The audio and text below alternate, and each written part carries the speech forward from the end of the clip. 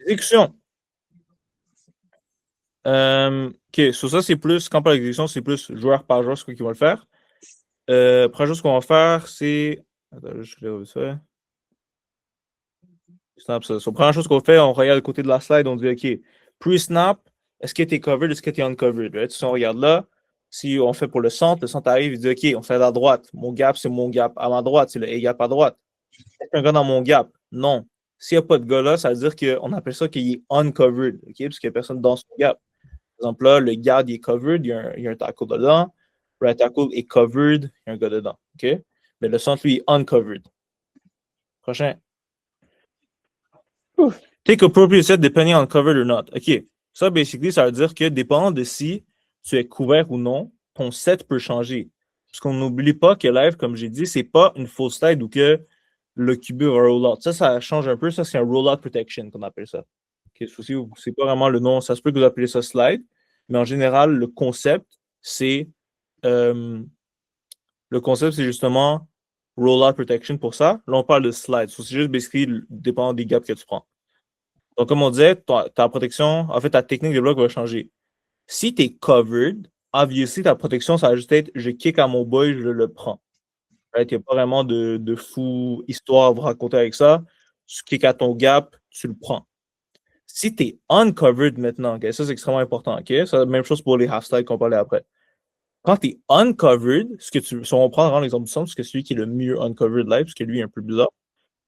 Lui, quand tu es uncovered, il n'y a personne dans ton gap. Et depuis qu'on joue avec le concept que les defense very gap sound, si tu n'as pas de gars dans ton gap, ça veut dire que tu assumes que les odds sont à ton gap backside, il y a un gars. Okay? Parce que c'est très rare que tu vas avoir, mettons, à part s'il joue genre une wide ou que tu as 2-3 tech, pas de one tech, qui est très rare dans la game d'aujourd'hui pour plein de raisons.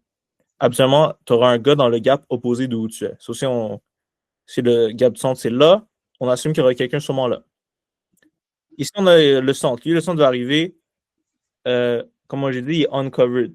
La position, quand tu es uncovered, guys, le concept, c'est ça. Il va arriver, on va prendre ses kicks, mais à la place de prendre un kick vers son gap, donc vraiment en 45 vers là, ou même en un peu plus vertical, après de faire ça, lui, ce qu'il va faire, il va prendre un vrai vertical set.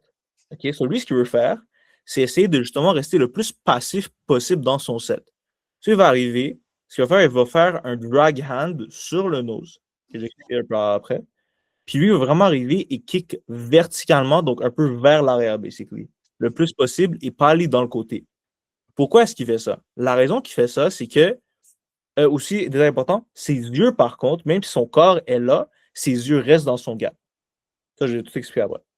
Première étape que j'ai dit, il va prendre un vertical set. Pourquoi est-ce qu'il prend un vertical set? Il va prendre parce que ça ne lui sert à rien de se dépêcher en malade pour venir ici quand il n'y a même pas un gars bloqué. Sur lui, ce qu'il va faire, il va juste arriver, juste kicker vers l'arrière. Il va arriver drag hand, sa drag hand va être à gauche, live. Il va juste kicker verticalement. La raison qu'il fait ça, c'est pour remplir de l'espace. OK? Ce qu'il veut faire, il veut juste occuper de l'espace pour basically aider son garde. Sur lui, depuis qu'il va juste rester là et juste kicker vraiment verticalement, en même temps qu'on se rappelle que le garde, lui, va vouloir kick ou post vers la droite, basically, on sait que ce trou-là va être complètement rempli. Et juste le fait que tu as une présence là du centre, ça va extrêmement aider à ce garde-là. Parce que si lui, il se tasse en malade, ça donne beaucoup d'espace au nose pour arriver et faire genre un move comme ça puis rentrer. Mais si le centre reste là, il occupe tellement d'espace que le nose est juste pris, il ne peut pas rentrer. Right? Vous voyez un peu le concept? Ouais.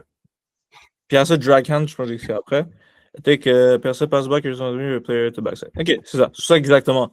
C'est comme j'avais dit, si tu détermines si tu es covered ou pas, si tu es covered, tu passes back ton partenaire. Obvious, si tu es, mettons, le garde à droite live, son tackle son boy, il prend bang, simple. Le centre, lui, est uncovered, so il va aider backside. OK? Avec un drag hand, basically. Mais ça ne dit pas qu'il ne va pas quand même avoir ses yeux dans son gap et quand même avoir une présence puis avoir ses yeux dans le gap.